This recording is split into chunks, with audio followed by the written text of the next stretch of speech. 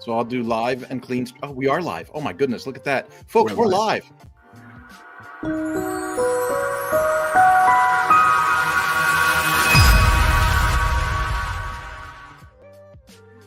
Wallakazoo, wallakazam. We're live. Boom. Oops, I started playing music accidentally. My computer is excited that we're live now too. Cool. Can you do this stuff yet? I'm gonna do it again. Sorry, I'm on a YouTube video and I keep switching YouTube accounts. What can I do? If you go like this on your Mac, does it like make like there it goes? There it goes. I've unlocked the new features. This is how I've made it is my Mac randomly does that. I've done that on client calls too. I was like, when your customers opt in and then it just starts shooting fireworks off, and I'm like, that's kind of fun. Yeah, makes me want to buy a Mac. If you do that, make sure to not get one with an Intel chip. Always get the M1 chip. M1 chip. Yep. The Intel chips with their new software have just not been working out that well. Reggie. But cool. I guess welcome everyone to the LifterLMS pre-sales call. Me and Kurt will be live here for the next hour answering any questions you have about LifterLMS. Let us know where you're calling in from and any questions you have. We're going to be diving into YouTube comments, Facebook comments, and questions that we've received in the last week. But if you have any questions and you're watching us live, we'll prioritize your comments there and make sure we get you sorted out if you made the time to sit with us today and attend live. Cool. But something that might come up today even, I don't know. But apparently PCs had a pretty big update in the last week. Like your whole Google browser looks different. Everything's been restyled. The buttons are different. All that stuff is different. But the good news is I don't see any effect on how it displays the website or how it works with WordPress. So that's good. That's a Google Chrome thing, you mean? Yeah, Google Chrome has had a big update. And then if you're on a Windows machine, Windows launched out a pretty decently sized update. And my computer went through all of that stuff overnight last night, and things look different, but things work the same, so it's good. And I got some new AI tool that it chose to install, which I don't know if I'm happy about yet or not. It's called Copilot. Oh, like GitHub Copilot, or is this a different thing? No. God forbid we would use a different name to invent something new in the AI field. But it's called Pre-Copilot. It's like I got an advanced view of it, so maybe I'm one of the users that gets opted into things, but I haven't even really tried it yet. It says Copilot with Bing Chat. Choose a conversation style. You want to be more creative, more balanced, or more precise. Here are some things Copilot can help you do. Snap a window. I don't know. I'll check it out when I feel like I'm bored. It's not going to happen for a while. Nice. But I'm loading up the comment section with some of the comments we've gotten from the last week. But in the meantime, you said you'd been under the weather a bit the last few days. Dude, I don't know if it's food poisoning or just a flu or what, but we went and had dinner at my sister-in-law's place 4 or 5 days ago, and then we found out afterwards that she was sick, like had the flu. But we went to a restaurant. And my daughter's in town, so we took her out for breakfast, and me and my wife ate off the same plate. And both of us, like I just had a nibble, and I got sick that night, but my wife got like near death sick. I mean, like she's still not good. I'm still, what is that noise? I'm still a little tender, but are you getting a weird noise too? No. Like a blender? Oh, that might be my washer. Let me cut my background noise if I can. Can I reduce background noise? That's probably my washer. I could close that door. Can you still hear it? No, you're good now. You're good. Cool. So, she's been atrociously ill. And then, like I said, my tummy's still a little tender. Like I'm not tripling down on coffee and spicy food today. That's for sure. But, coming out of it. Yesterday I didn't do barely anything, dude. I literally took my son to school and then came home and went back to bed. It was rough. It was rough all the way around. And of course, my daughter's visiting, so we're trying to entertain her at the same time, but we'll see. Okay. Well, yeah, sorry to hear that. It's a strange situation all around. But yeah. we did get some YouTube comments in last week. These are from like spam bots, but at least they're positive comments. Thanks, you guys are love. That's from like buy YouTube views for less. Embrace positivity. Embrace happiness. So they're leaving nice comments. This moment will be very memorable for me. It's like I'm glad the tutorial touched you in that way. But yeah, so a comment from a user who's probably a real user this week was, if you have more than one course, the sidebars are unusable as the widget asks to select a course, which means you get the same information on all courses. That only happens when setting up sidebars. When used on the main course page, the widget gives an inherit from current course option. When the main course page, the sidebar doesn't give you the option to select course. So let me see what video this was on. This was on a video about LifterLMS sidebars, how to set up your widgets area for your WordPress website. So I could share my screen and give a little bit of a demo about how sidebars work in WordPress and LifterLMS specifically. Let me pull up my demo here, get it in a new window, and I'll share my screen. So this is going to be a little bit different depending on what theme you're using. So I share my screen, it should come up. This is the back end of my Lifter site, and I'm working on a SkyPilot theme, or a full site editing theme. The theme on this website is LifterLMS SkyPilot, but if you're using LifterLMS 2024, it's going to be the same full site editor interface. The widgets area for determining the sidebar isn't something that we really need to use anymore. Because if we wanted to edit our sidebar for our course, if we're using a full site editing theme, and of course, this comment didn't leave any context for us about which theme they're using, but this is a little bit of a different thing theme by theme.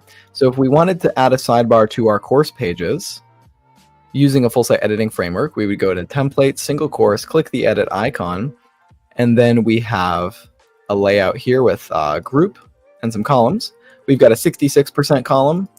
It takes up about 66% of my page, you can see here. And then another column takes up about 33% of my page. So the idea of sidebars is starting to phase out of WordPress. It's just a column that's most of your page, 66%, and a column that's 33%. So sidebars are really changing in how you'd put it together. So if you wanted a course sidebar, this is how you'd put it together.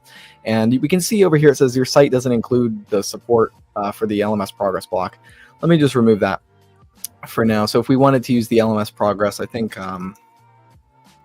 course progress with continue button, we could do course progress with continue button, put it up there. We could also use a short code. lifterlms.com/docs/shortcodes is where you can find all kinds of useful LifterLMS resources. And when you're using templates, I always recommend using shortcodes, using blocks, because this whole template concept is super new. Kurt asked me to make a video yesterday for his upcoming course, so stay tuned for that. A course about how to get engaged with Lifter, and a new course about how to set up Lifter is going to be coming out shortly.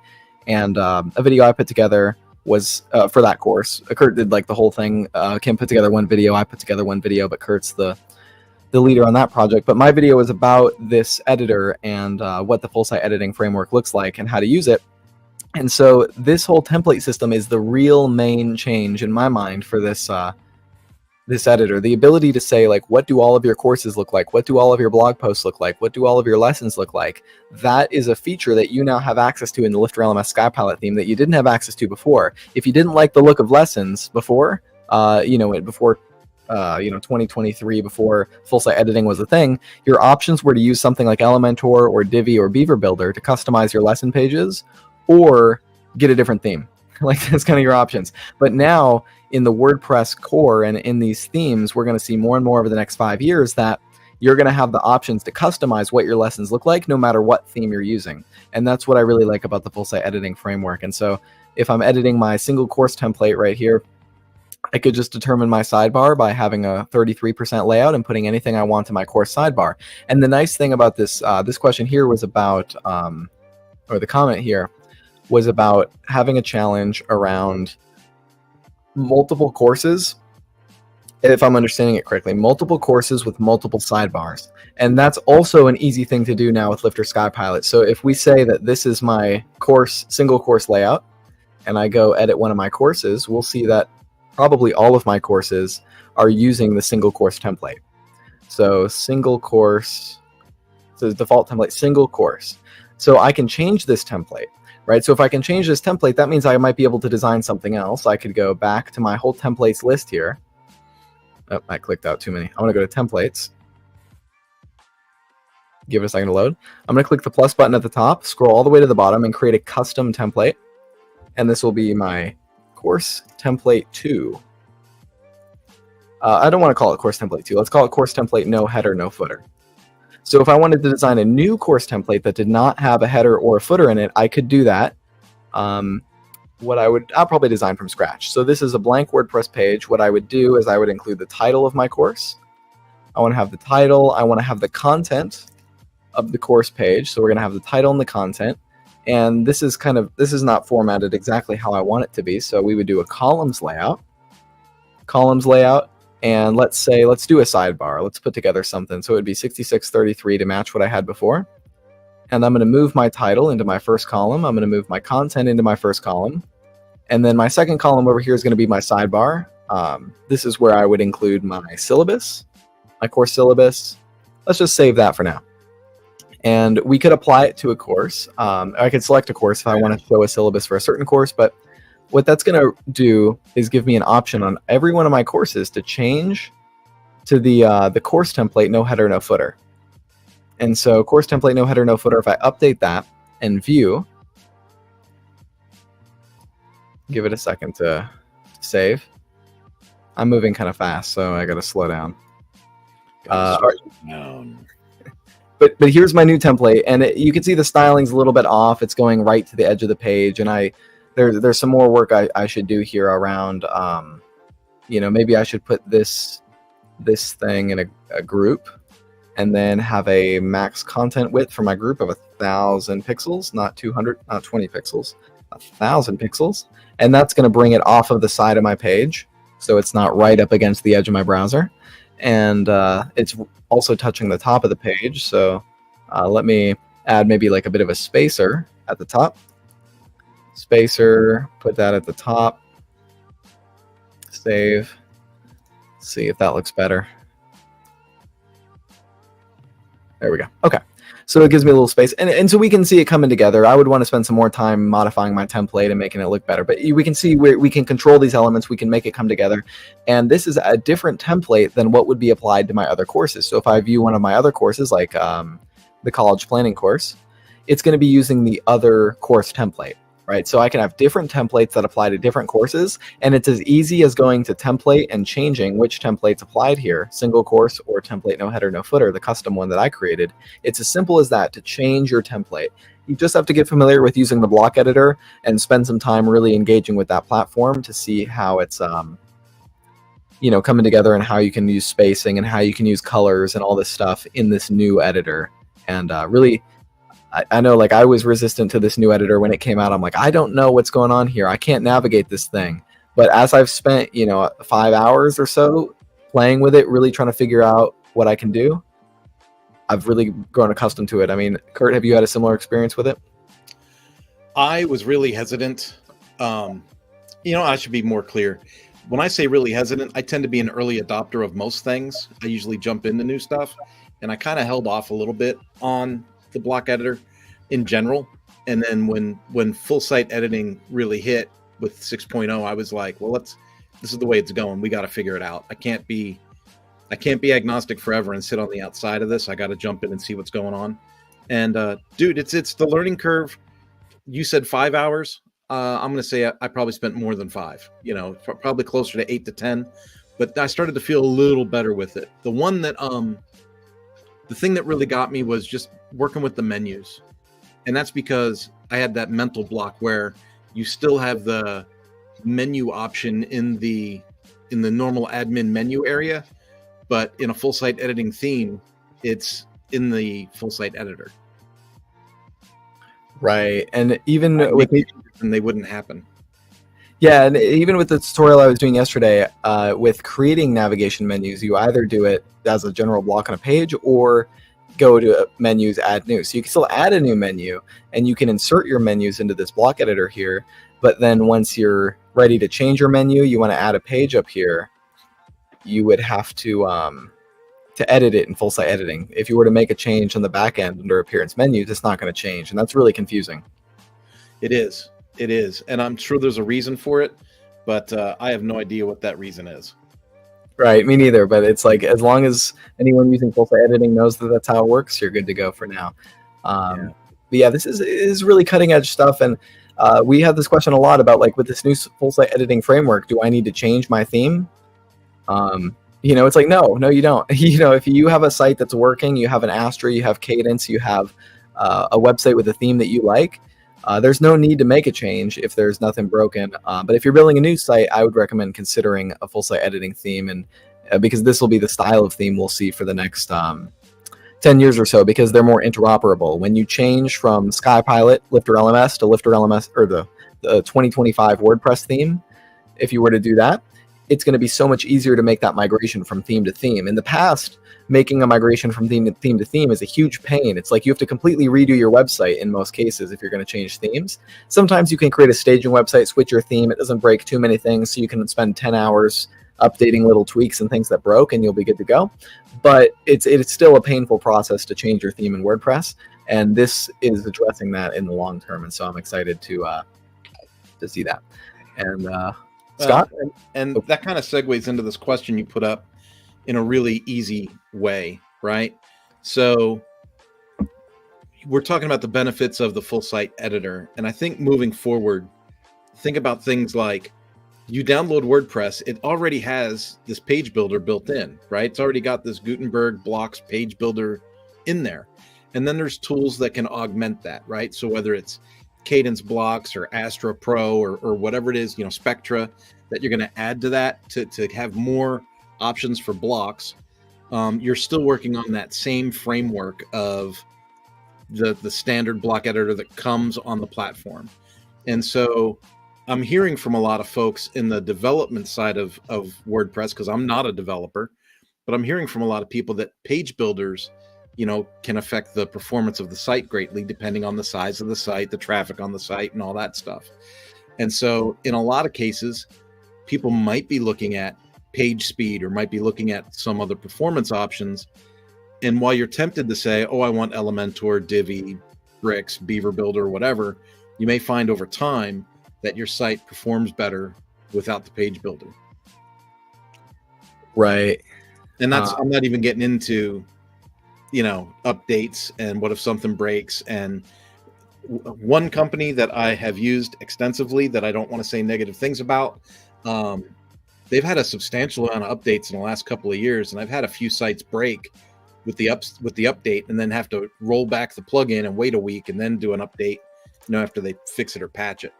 And that is frustrating. And here I am running an agency, and it's like it's just part of the job, right? But like if I were an independent business owner that was on a DIY plan trying to manage my own website and run my business, right? Like if I'm selling tchotchkes in a storefront somewhere, the idea that a customer would call and say your website's down would be infuriating to have to go and figure that out as somebody that's not a web person. Right. It's infuriating for web people too. It's just that they know what to do. Like they're because then you go, okay, well, let's just turn off these plugins and then turn some on and see what fixes it, or let's do a quick Google search and see if anyone else is having this problem, or let's do there's a couple of quick triage things to figure out.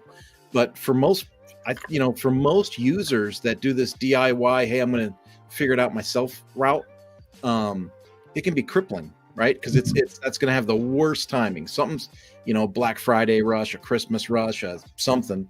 And then all of a sudden your website's down. That's like pure panic mode. And so it's not gonna lie, I earn customers during that time of year, because sometimes someone will reach out and say, hey, I don't know if you can help me or not, but my website's down and XYZ. And it's like, you got to be kidding me. It's 2 days before Christmas, but you help them and you get a client. So all right, so what's Brick Builder? Is Brick Builder theme based, or do you have any experience with bricks? I don't use Bricks Builder. I've heard of it a few times. Bricks Builder. Let me pull it up on my other screen here. I can tell you that the few people that I know that do use it, that I've met through WordPress meetups, are like evangelists. I haven't met anyone that uses Bricks Builder that hasn't told me I need to use Bricks Builder.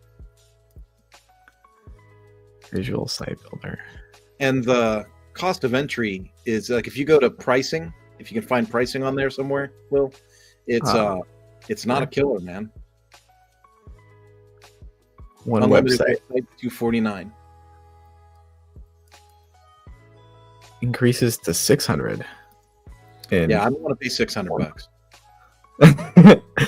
So I guess it's an ad for Bricks Builder now. If you want to get it, you have 1 month until it, 250% is the price, something like that. But yeah, I've heard some evangelists about this. I've never used this. I've mainly worked inside of Elementor, mainly worked inside the WordPress block editor, creating loops and all this stuff.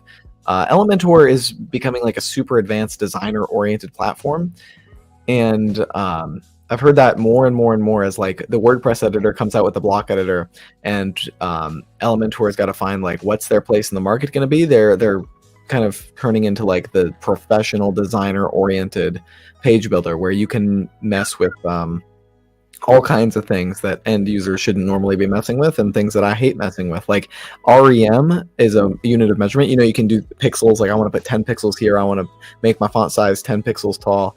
Or I want to do a percentage of the page. I want this width to be 50% of the page. But there's also like EM and REM as two different options for like measuring the width of things based on relativity to other elements on the page. And that's just annoying for me to deal with. But designers absolutely love that kind of concept. Like no matter what device you're on, the font size is going to be relative to this other unit of measurement. And it's like, I understand why that's technically the best way to do it. But it's like a real pain to not just 10 pixels here. That's easy. Yeah. But dude, what a cool compliment Jonathan gave us when you and I did that webinar with him last week. Because when we talked about Elementor, he was like, well, Elementor is good for people like you guys. like I consider Kurt and Will to be what he said, advanced or something implementers. Mm-hmm. And I thought, okay, well that's a cool compliment, I suppose. But yeah, Elementor took a while for me to get confident with, and then over time I think it actually became a crutch. Like at first it was hard to learn, then it was hard to give up, as full site editing was rolling out, because I was like, I could just do this in Elementor. Why am I trying to figure this out on full site editing? But now that I kind of feel like I have a skill set in both, I try to stick with the full site editor as much as possible and only use Elementor if I need to. Yeah, I said likewise. We did have a question from Chris in chat. Do you recommend Cadence blocks? I recommend Cadence blocks nearly every day. Yep. It's I'll pull it up on screen. Cadence blocks. If I go to plugins, it might even be on this website. Nope. Let me go to add new plugin. It should be. Cadence blocks. We also recommend Spectra a lot. Cadence blocks and Spectra are two plugins that you can add to your WordPress site to add more blocks to the WordPress editor. There's things like row. I'll install both. There's things like row layouts. There's things like testimonial sliders and this kind of thing. WordPress doesn't have that out of the box. So if you want to create something that's like competitive looking with an Elementor website, you're going to have one of these. You're going to have Cadence blocks or a Spectra in order to unlock some of those more advanced features. I'm sure in 10 years they'll roll more of this stuff into WordPress, but for the meantime, I've got these things on my site like all the time. And you're not allowed to access this page. I shouldn't have clicked activate both at the same time. So the other thing to think about is when you install those block tools, whether it's Spectra or Cadence blocks, you kind of the way to explain it to folks is the block editor by itself gives you limited options on the right side of the edit screen. So you can go to the page or you can go to the block, and when you go to the block, it'll give you like settings and design, right? But then it's somewhat limited. When you put in Spectra or Cadence blocks, it's like it triples the options for you. So then you can look at margins and padding and some other things that you really want to start playing with. It's just much more intuitive. Yeah, and if we look at the page here, we see Spectra has this whole little section of like all these blocks that it adds. You can do Google Maps embeds, you can do forms, you can do Lottie animation. I was messing with this and it didn't work for me, but but that's probably because I was doing it wrong. But you could post carousel, like all this stuff that WordPress doesn't have out of the box. And then Cadence blocks is the same thing. Like Kurt mentioned, row layout. That's a perfect example. If we look at columns block over here on the right, we can we have LifterLMS settings, of course, because LifterLMS allows you to display blocks based on enrollment status. But for styling options, we could do background color, typography, padding, margin, block spacing. But then if we go over here to the Cadence block row layout, it's like, look at all this, not like this madness. Like you can customize like all this stuff of like, I want a gradient background, I want a slider as a background. Like a slider as a background, like that's not something you can do in WordPress out of the box. So I'm always installing Cadence if I'm trying to do something that's more advanced than what WordPress can do out of the box. And I actually have someone working with me on redoing a client website out of Elementor. This client's been using Elementor and there have been all kinds of errors. And I'm like, you know what? Your site isn't that complicated. We don't need to use Elementor. Why don't we migrate your site off of Elementor into just WordPress block editor using Cadence blocks? And he's actually redesigning the site to look almost identical to Elementor without any CSS, to look just like Elementor. And I'm astonished by what Cadence blocks can do compared to Elementor. Isn't that here I am advertising more people again. Isn't it WP Tuts that does that? WP Tuts. WP I haven't. Tuts. TUTS. I'm familiar with him. Yeah. WP Tuts or Tuts WP does He's like, hey, let's take a look at this page. Now I'm going to rebuild this page. I'm going to make an exact duplicate of like, he did one with like the Top Gun website. He was like, here's the Top Gun website. I'm going to make an exact duplicate using just Gutenberg. Oh, I know who you're talking about. It's Tom. Who's the guy in Top Gun? This is embarrassing. Tom. I gotta look this up. Tom. Is his name Tom? His name's Tom. Now I can't remember his last name either. Tom Cruise. Tom Cruise. Website rebuild WordPress. I remember that one. I think that was Poodle Press. Jamie Press. Yeah, Jamie from Poodle Press. He's awesome. Yeah. Put it in the chat just for fun for people to see that. It kind of answers, Scott Wynn's question, right? If I want to take a break from page builders, what is the best source for how to build without a crutch? And it's a really good example of, here's a website that was built with such and such, and now we're going to duplicate that using just blocks. Oh yeah. What's the best source to build without the crutch of a page builder? Break from page builder, and right. So these blocks are a crutch, like these block packs, installing Spectra, installing Cadence. However, you are still in the block editor. So in 2 years, if there's a block like a testimonial slider that rolls out, you can easily go through your page and be like, okay, so I don't need to use row layouts anymore because columns have the features I want now. So I'm just gonna replace this row layout with a column. And so you were still using a little bit of a crutch if you're trying to get some advanced design, but in most cases I don't even use Cadence blocks or Spectra. In full disclosure, I just use WordPress out of the box. I don't install anything. But then I sometimes have clients who are like, I want to have a testimonial slider, I want to have my posts in a carousel, I want this weird animation to happen when they load the page, I want a gradient background, and I'm like, okay, so we can either do this with CSS code or we can install Spectra or a Cadence to do it. And so I'm always going to be installing Spectra or Cadence in those cases. But for my personal hero image to play like a silent movie, right? Exactly. It's like, I mean, my first question is why, but then I'm just like, whatever. We'll install Spectra and we can do that. Now, I'm going to be real dangerous now, and I'm just going to mention, that's like all like DIY, like freebie stuff that Will and I were just talking about. Like you can download Spectra, you can download Cadence blocks. They're in the repository. That's great. But Cadence has like a whole package of like Cadence Pro, Cadence blocks, Cadence Portfolio, I think it's called. I mean, it's just a unbelievable suite that they sell. It's hundreds of dollars.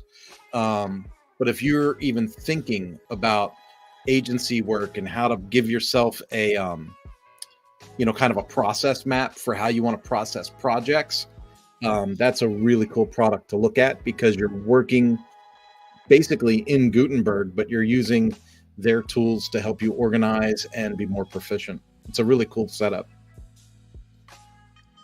Yeah, those templates and assets and all this stuff are really really useful. And the starter sites are killer. mhm. Starter sites are killer. And for anyone who's watching who doesn't know what a starter site is, both Cadence and Astra are, and I think the LifterLMS aircraft thing has starter sites, but that hasn't rolled out yet. But starter sites are always something to look into that give you the ability to just spawn a website. It's like it'll make you a contact page, it'll make you a home page, it'll give you some templates to work with. It kind of gives you a jumping off point. You can build all this stuff from scratch if you just open WordPress, install plugins, drag and drop things individually. But if you want to save yourself a few hours of time in designing all the stuff manually, you could check out these starter site libraries and be like, hey, I like this website, 90% of what's here, so I'm going to install this site, and then I'm going to make the 10% of changes that I want to make to the spacing and the colors and change my pictures and all the stuff. So there's no technical benefit there. It's just an efficiency benefit of not having to do all this work and learning as to like, how do I make this move 10 REM to the left or something. You don't have to worry about that because you install the starter site, change out your picture, and it's already formatted for you. Yeah, and a little more disclosure. I don't think you're being very fair to folks there, Will.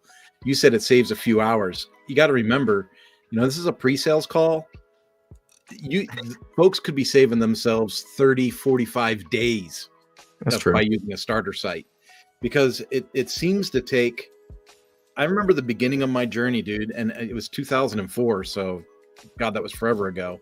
But when the back end of WordPress opened up for me, and it was just like that weird classic editor box, I was like, but my page is blank. And you'd pay $50 for a theme, and you would add the theme, and then you'd open it up and you'd be like, but my page is still blank. Right. Yeah, horribly confusing. Yeah. If I'm thinking like if BuddyBoss did a starter site, that would be just a lethal product offering, because I mean, you could install an Astra starter site and then switch to BuddyBoss or something, but like that's the thing. Like that was a problem with the BuddyBoss theme, is their demo looks amazing and it has all this content in it. It looks wonderful, and then you install it and it's blank, and it's like, oh, I got to build my community now, and like no, you're gonna make me say it out loud. At WP Tonic, when you get a BuddyBoss site through WP Tonic, Jonathan and the team supply you with a starter site for BuddyBoss. It's like you got like 13 or 18 members in it already. You've already got profiles built. You've already got groups. You've already got, all that stuff is partially filled in. So when you go to launch, it's much easier because there's already content in all those blank spaces. And so then you go, oh, well, those aren't the groups I want. I want these groups, and I want, these forum titles, and then you just change them, and then that's it. Right. Yeah, I appreciate that style where you just get a pre-made site, get a pre-made thing, and you just switch out your content, switch out your pictures, because that's what it's about, especially LifterLMS websites. Is like, as course creators, we want to focus on designing our courses, designing our learning, designing the engagement, designing the certificates. We don't want to worry about like, do I need to spend 20 hours designing a homepage now to make it look like ClickFunnels? You just install a starter site and you're off to the races. And I think there's some Lifter stuff in the works to bring more starter sites that are course related to end users, where because courses are specific, where you have like your catalog pages, you have a login page on a course website, you have like an orders page, you have lesson templates and course templates. There's more going on an online course website than you'll find on a normal blog website, restaurant website, portfolio website. So check out the near future when some more cool stuff will be rolling out in Lifter regarding starter templates and sites and everything. But yeah, anyone joining us now, we have a bunch of new viewers. Feel free to drop in the chat any questions you have about LifterLMS. We're going to be diving through Facebook, YouTube, and questions we've seen in the last week. But if you have any questions and you want to ask live, we're here for the next 25 minutes or so to answer those for you. Cool. I just put one in the comments for us. And that was, by default, it says lessons don't have tags or categories. So they have a lot of lessons, and they want to separate their lessons by categories or tags. What kind of advice would you have for them, Will? Or what kind of a solution do you have up your sleeve? Yeah. I love it when the question like takes up like most of the screen and like you can kind of like hide behind the question. But Yeah, so tags and categories do not exist on lessons, and a few different ways to approach that. I think the easiest way would just to put tags and categories on lessons by using something like, I think Advanced Custom Fields can do this. So there's a free plugin in WordPress called Advanced Custom Fields, and this is a product that lets us put custom taxonomies. Or wait, no, am I thinking of advanced post types? I don't know. Let's just install this one and see what happens. If I go to ACF, okay, it is this one, Advanced Custom Fields, taxonomies.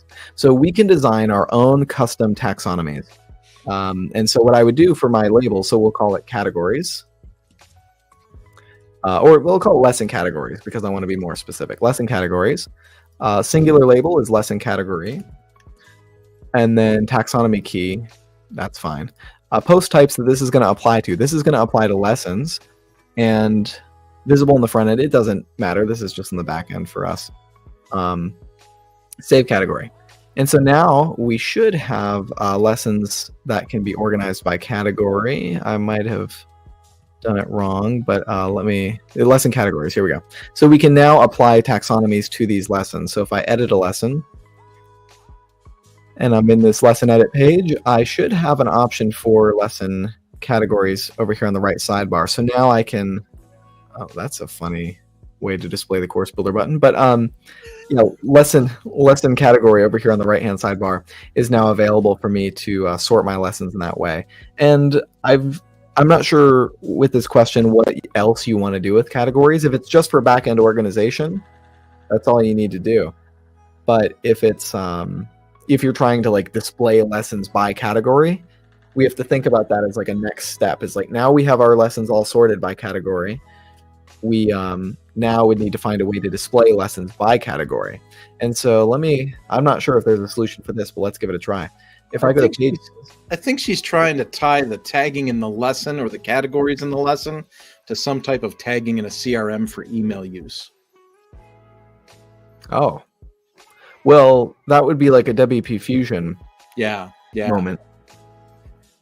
WP Fusion questions, and it's hard to understand what the exact use case is.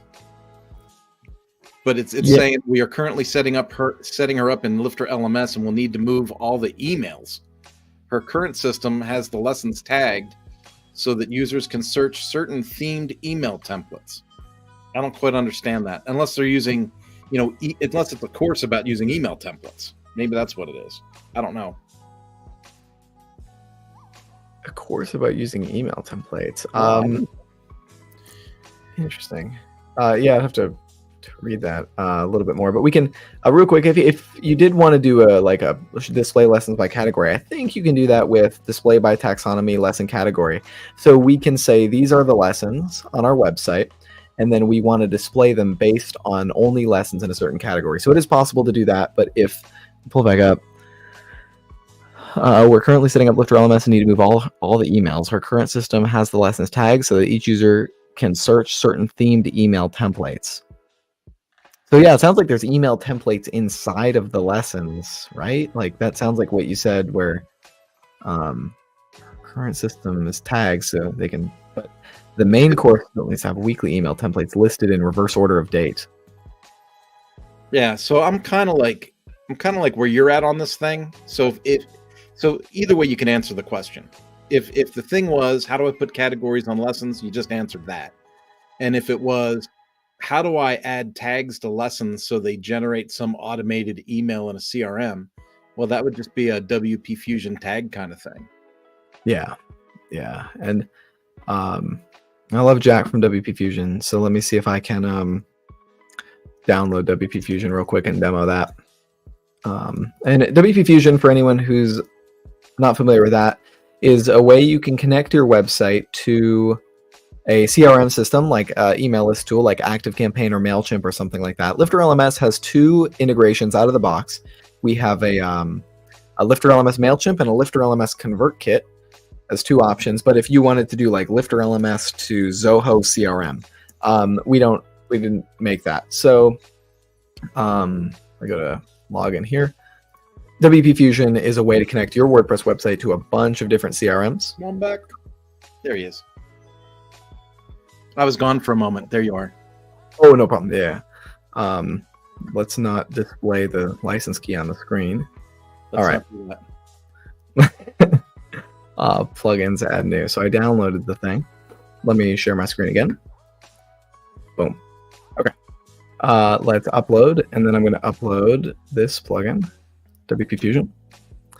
And this is more of a premium plugin, but if you're at the point in your business where you have a challenge related to like sending data to your CRM in this complicated way, you can probably afford the $250 per year price point that they have on that.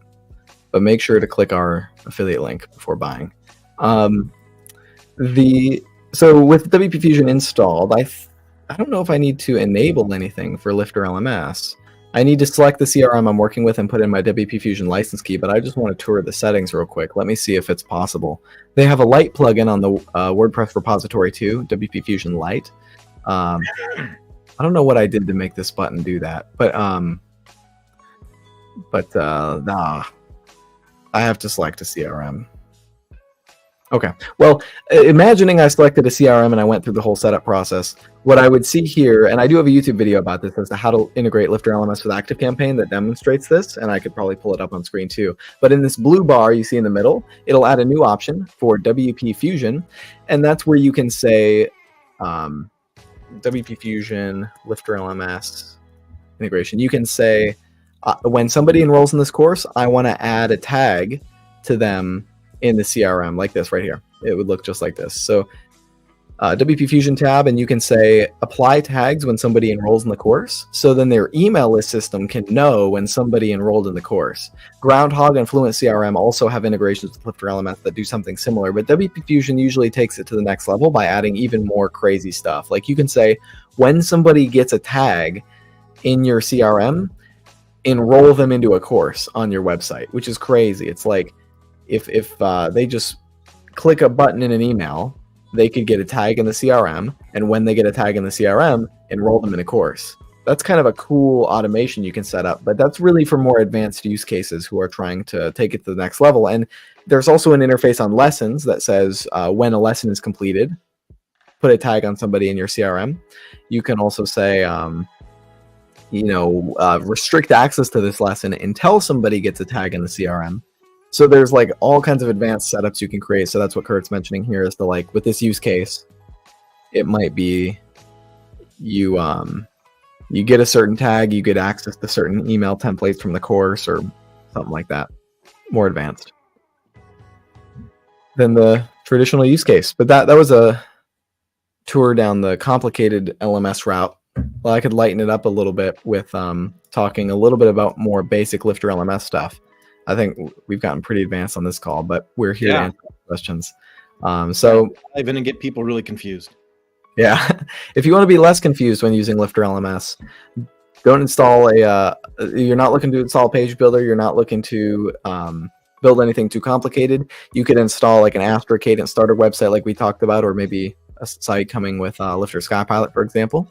Or not Skypilot, Lifter Aircraft. I get all the names mixed up of these things. So you install one of your starter sites, you install the LifterLMS plugin, you go to the courses area on the back end of your WordPress dashboard to add a new course, and let's tour this interface a little bit. What if it's a screen sizing thing? That's weird. Is it a theme issue? Do the control minus and control plus thing and see if it changes. No, it's like design libraries like locking it in place. Oh, you know what? I bet the cadence. I bet this is a conflict with the cadence blocks thing. I mean, it's not really a conflict. It just looks weird. I bet if I deactivate this, you got to refresh. Oh, it's still there. Is Spectra putting something invisible on there? Because it wasn't like that before I installed those. Maybe it's Spectra. Maybe Spectra and Cadence together are like, come on. Maybe. Looks like you're right. So if I install Cadence blocks again, this is troubleshooting on the fly. It's a Spectra bug. So there's a conflict between LifterLMS and Spectra where it does that. That's weird. It's not going to break the website or anything. It's just like a strange little formatting thing. But I should write that down. Sorry, I had this with ADD getting sidetracked about that. But back to the the creating a course simply with LifterLMS, adding a title to your course. This is Will and Kurt's quick start course. We can add descriptions and use the general block editor here to fill out some course information. Information about the instructor is going to automatically be pulled from your user profile. If I edit my user profile in WordPress, this little section that says an expert in industry, etc., is my bio in WordPress. So the nice thing I like about LifterLMS, there's plenty of things I like about Lifter, but the one thing I like is that it works on top of the WordPress user account. So like this is, if you see on my left-hand sidebar, I'm under users, my profile. So Lifter doesn't create any like new user profiles and stuff like that. It works on top of the existing functionality that WordPress has to offer. So if you have users who have bios on their website who are instructors, it'll just automatically populate right there.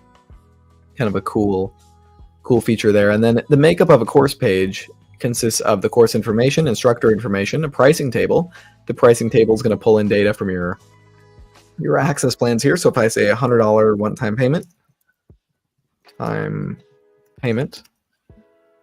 then we save that, and then I'll do maybe like a 2-time payment. You can see it's up there in my pricing table now. It automatically takes my access plans. So if I do a 2-time payment of $60, every month for 2 months, that would be $120 total. A little bit more if you want to do the 2-payment plan. Save that, and now it's up there in my pricing table.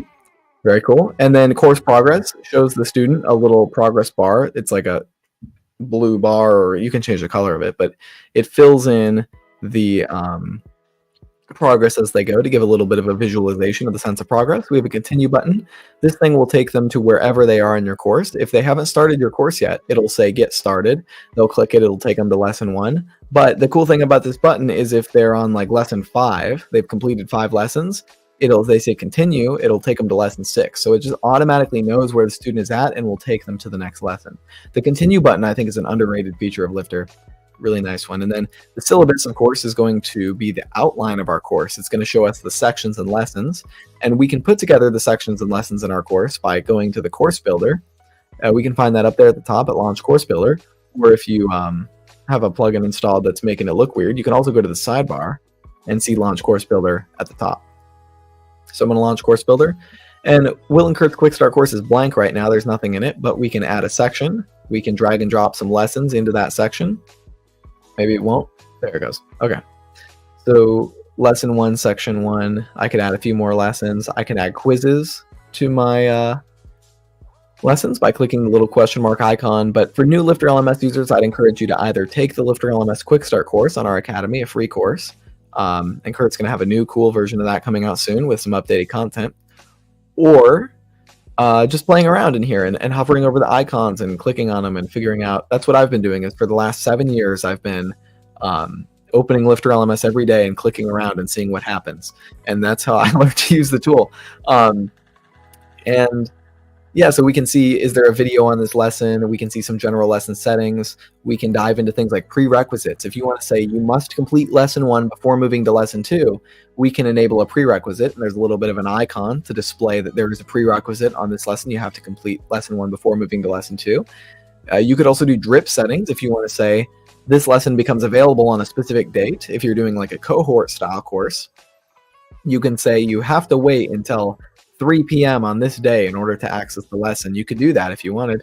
Or you can say number of days after enrollment. So this lesson is not available immediately, but it's available a few days after enrollment. I don't use these features very much. I just have prerequisites disabled and drip disabled, but I guess I'd pass that question to you, Kurt. Do you have any use cases or examples of where someone would want to use a prerequisite or drip setting for their course? Actually, I got a ton because of my corporate background on stuff. There's a lot of times where you might want to slow the learner down. So in a corporate setting with mandatory training. So this is the opposite of a course creator sells something that's value added and the student wants to take the material. That's one scenario. But there's a very common scenario where your student is a reluctant student and they don't even want to do it, right?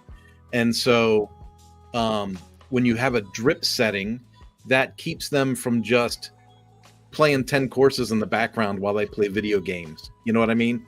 They have to take a lesson and then wait 24 hours or 48 hours, you know, whatever your drip setting is. And then they can take the second lesson and then the third lesson.